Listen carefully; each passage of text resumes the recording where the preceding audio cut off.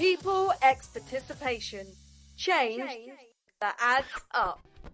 Hello and welcome back to the People X Participation podcast, where we explore what meaningful youth participation looks like when it goes beyond projects and into systems. I'm Em, your host, and today's episode is all about something we don't often talk about, honestly enough. How hard and how necessary it is to change culture, not just policy. We'll be discussing our project with the Northwest Improvement Partnership, or NWIP as I like to call it. And over the past few years, we've worked alongside local authorities, safeguarding leads and young people to rethink how safeguarding systems are designed and experienced. As the project enters its second year, we're bringing together senior leaders who started this journey and the young people now working alongside them to reflect on what's changed, what's been challenging, and what it really takes to embed youth voice into safeguarding systems for the long term. This is about shifting power, shaping systems, and creating a youth-led legacy. So let's meet our guests for today. Emma, why don't you introduce yourself? Who are you and why are you here?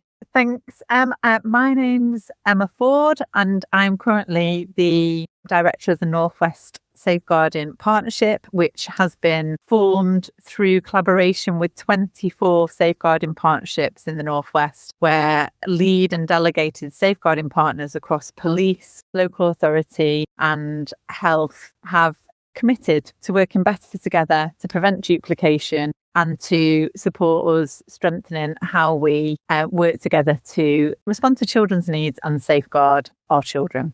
Amazing. Thank you so much. And now we're going to turn to our young person. Dylan, introduce yourself for us, please. Hi, I'm Dylan. I am a care leaver and I have worked with different boroughs in social services, from interviews to the MAID project to the Care Leavers Forum. And I am here today to speak from my experience and to shine some light on a different insight to social work. Thank you so much. And exactly that, we've invited both of our guests here to shed two different perspectives on the work and give different perspectives on where we hope all this work to go and all of the impact. So to get things going, Emma, when people hear safeguarding systems, what do they usually imagine and how does that differ from reality? Paint us a picture. A great question. I would say that people imagine different things based on who they are, their roles and their experiences. So I can't articulate that in an average way. But I think that the word system itself might make people think around a process, might make people think about how when someone's worried about something or worried about a child or a young person, how the system then responds. So I think it's probably a lot about that.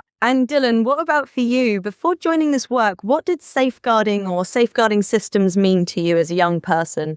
Safeguarding to me was sharing information that can be passed along different, services and workers to get you where you need to be regarding how you feel mentally and physically. And that can be a wide range of variety of communication, meetings and so forth. And that's what I think safeguarding is. So let's go back to the beginning now that we've got a bit of an understanding about what safeguarding is and systems or what it actually feels like to people. Emma, what prompted this partnership to begin with? Why did this all happen to start with? Well, first of all, the way in which we understand people's experiences, whether that's a child, a baby, a young person or an adult parent or carer, is happening all over the system. There's absolutely phenomenal work happening in the Northwest and nationally to understand the difference that we're making. The reason why we started to bring that together at a Northwest level and to strengthen it is because we know that our multi-agency safeguarding partnership arrangements for children, which is a statutory responsibility,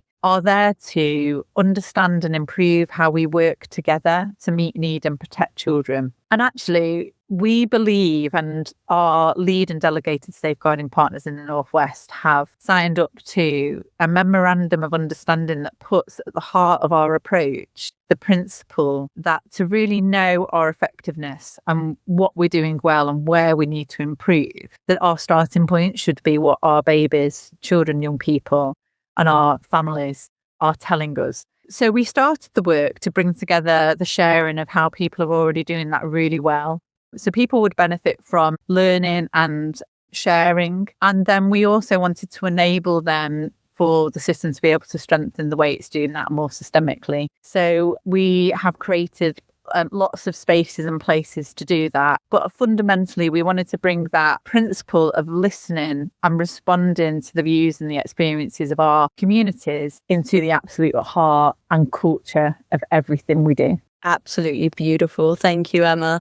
And how about for you, Dylan? How and why did you get involved in the first place? And why was taking part important for you? I've always been a part of, getting involved in different events and opportunities within the social care system. And as someone who's been in care now for nearly 10 years and is now a care leaver as an adult, I just want to be able to share my perspective on what my experiences are and hopefully shine a light for kids who are in the system fresh and scared. And I want to do that to make sure that people have got a voice and are listened to. Absolutely gorgeous. Thank you. And that really warms my heart. And I'm sure it warms Emma's heart too, knowing that, we're facilitating such beautiful collaboration and bringing everyone together and making sure that everybody is heard. So we've talked about how it started. Let's talk about what actually has happened so far. So Emma, did you want to run us through some of the highlights or some of the key things that has happened? Any key achievements? Gosh, yeah, there's absolutely loads. I'll try and be specific. So, well, first of all, the Northwest is absolutely phenomenal at coming together and sharing and being open and being honest and wanting to do the best for our children and families. From every single leader to every single business manager of a partnership to our frontline practitioners, the absolute drive and passion to listen and make babies, children, young people, parents and carers at the heart of everything we do was already there. So what we did do, a couple of highlights. One of the things we did was really understand what that looked like in the system and how that was feeding into our multi-agency safeguarding partnership arrangements, so that when our people come together, our practitioners, our managers, our leaders, that we can really have the evidence in front of us of what our children and families are telling us. So we did work really closely with all the 24 areas to do a bit of a diagnostic of how the voice and experience of babies, children, young people, parents and carers was part of the governance and part of the practice in those spaces. And through that, we were able to then support kind of a next steps plan to strengthen that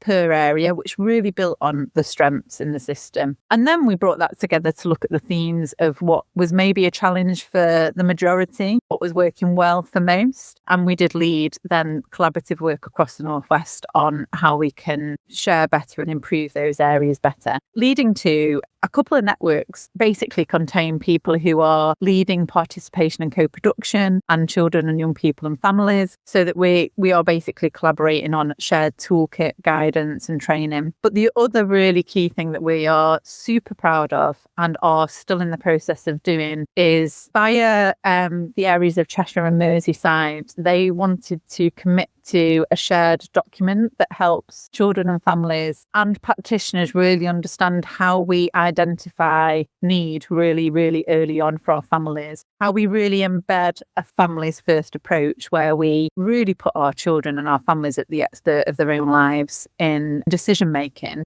as well as really supporting us to know when to take decisive action to safeguard. So that will have traditionally been explained or been seen as a threshold document. But what we have done and continue to do is we work with children and families, parents and carers to co-produce what that looks like. And I would actually say let them completely lead it. So we've done some hackathons where we let children and families take over what that needs to look like. It has been uncomfortable, actually, because it's really gone in a direction that I wasn't expecting, but I've learned that actually that is what happens when you let children and families take over. And actually it's led to a piece of work that we continue to collaborate on in the region that not only supports how we respond with our roles and responsibilities in the system, but how we have conversations. And Dylan's been part of that work, and I'm sure we'll give insights of how it's felt being a part of that. So we will have final version of that in April, and alongside that, our children and families, they will be doing videos to explain actually why is it important that we practice in that way? Why is it important we have conversations in that way? So we're hoping that there's a real tool to support practice in the region. Everybody who's listening, if that has got you excited, keep your eyes peeled because there's some incredible updates coming.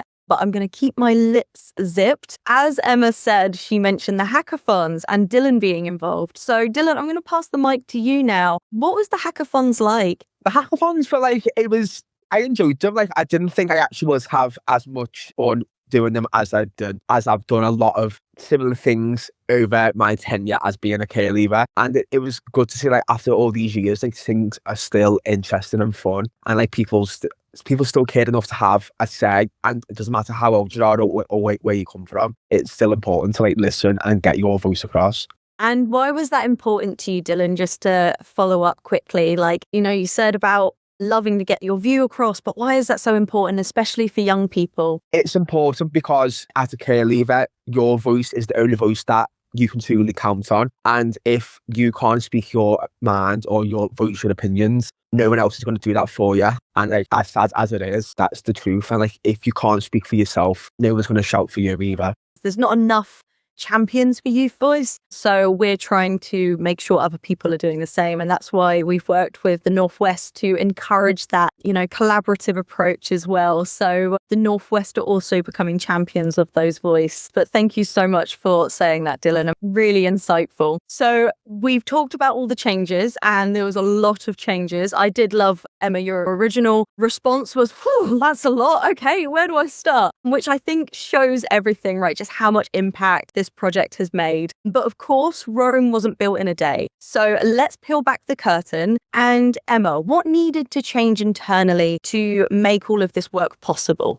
Gosh, well, first of all, just to re-emphasise the fact this is partnership working. So we are talking around all of our partners in the system. So statutorily, our safeguarding partnerships are the police, the integrated care boards who support and commission our health providers, and obviously children's services. But we consider partners to be anybody who is involved or within that community around a child and a family. So probation services, voluntary community social enterprise, it goes far and wide. So we have developed a lot of relationships and connections with people, and we really bring it back to what working together to safeguard children talks around, that shared equal ownership and responsibility in the system for us all to work together well. I suppose a starting point, I have talked about it before, is how we genuinely sign up to the commitment to do this.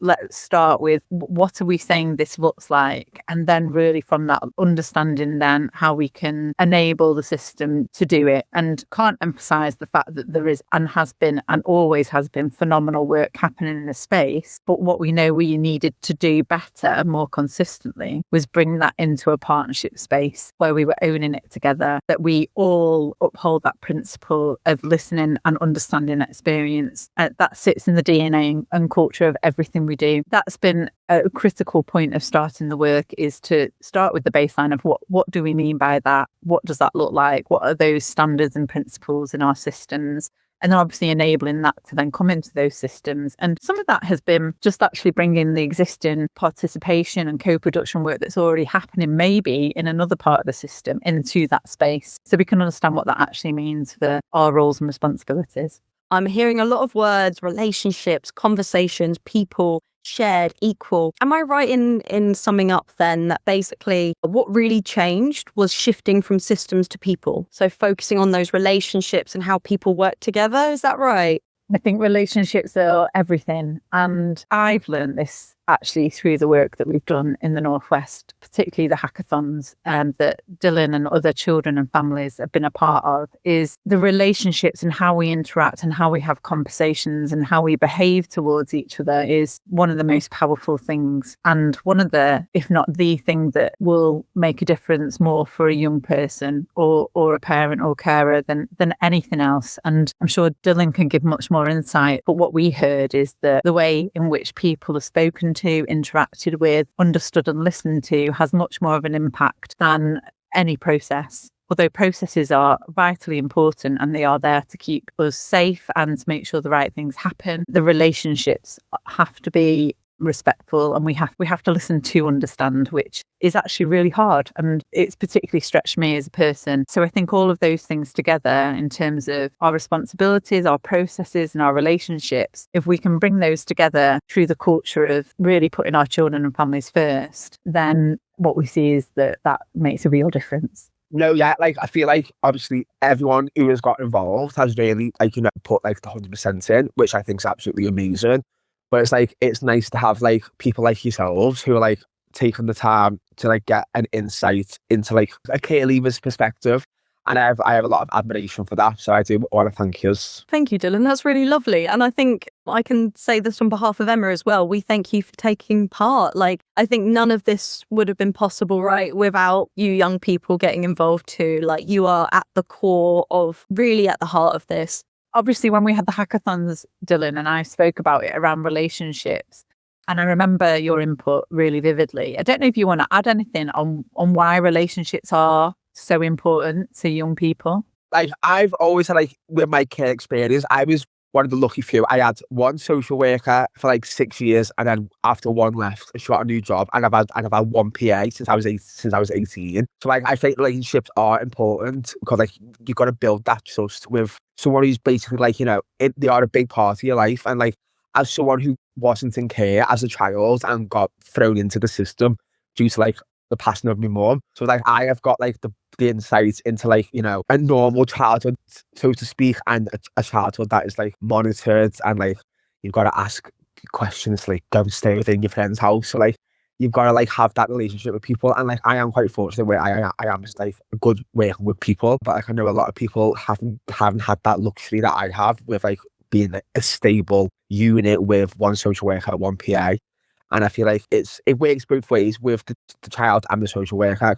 Thank you both so much for your answers. We're going to be moving on now to be talking about the work itself. And this is a question now for both of you. What has it been like to work directly with young people or senior leaders in this way? I always enjoy working with whoever I'm put with, really. Like, I wouldn't do this if I weren't invested or had a passion for it. And what about for you, Emma? What has it been like to work directly with young people in this way? I absolutely love it. I just love listening and hearing, and it's really challenged me because I guess sometimes I've got used to maybe sitting at my desk and thinking, oh, let's do this. That sounds like a good thing to do, and listening to senior leaders. And then when you take it into that space with our children and our families, and it's just a different perspective. It takes things in a different way. It makes you realise that you haven't got it right as a professional all the time, or, there's so much more value to add on it. So I've loved it. I've absolutely loved it and felt very privileged to be in the space. And can either of you share a specific example of something that's changed because of youth involvement? I'm on the Care Leavers Forum, and we got the care leaving allowance upped, and we worked with the governors. So like we done that because it was the cost of living crisis, when like you've got to move out of like your foster carer's house to decorate a house or a flat. It doesn't go very far, especially in this day and age. So I was very proud that we got it up, because everyone deserves a fresh start, and they deserve some kind of budget to like just do that. So an example is the guidance and document that we're currently doing. Like I mentioned before, so we're currently co-producing what would have traditionally been called a threshold document. It isn't being called that because children and families have come up with a much better name for it, which we're just finalising. But a specific thing that's changed actually is what that looks like, and the language that we used in that. So we are just finalising a Northwest Language Charter. So something that we hope will change from that is our consistency of language, and language that consistently makes sense to our children and our families. And also a conversational tool, which our children and families have led and co-produced around what conversations are important and why, and how that helps or is intended to help us really centre families first in our approach and our decision making. Can't wait to see the final version of that charter. And if you're listening and you can't wait either, make sure that you're following for some updates. So we're going to be looking ahead now. If other organisations or people, such as senior leaders or decision makers, want to follow your footsteps and shape systems, what would you say are some of the most important things they need to do? Bring it into your everyday language and thinking. Don't overcomplicate it. Do we actually understand what children and families are telling us? Do we know what their experiences are? Are there communities that we don't see or understand those experiences with? Do we have over underrepresentation? So I think there's quite simply just things that you can bring into everyday thinking and language that we really test ourselves out against, and that promotes and facilitates conversations around what this looks like, and inevitably helps understand where we need to understand that voice and experience more. And how about for you, Dylan? I always say this answer, so it is a bit cliche of me, but I just listen. Like, listening is such an important tool in life, not just being a social worker or a senior leader. Such an important thing, especially being in care, because if you're not listened to, you're not doing your job properly. And it's a bit controversial to say that, but it's the truth. Your decisions that you make about my life, people clock out at 5 o'clock, but my life continues past 5. What you think may be better for you, is that better for me in the long run?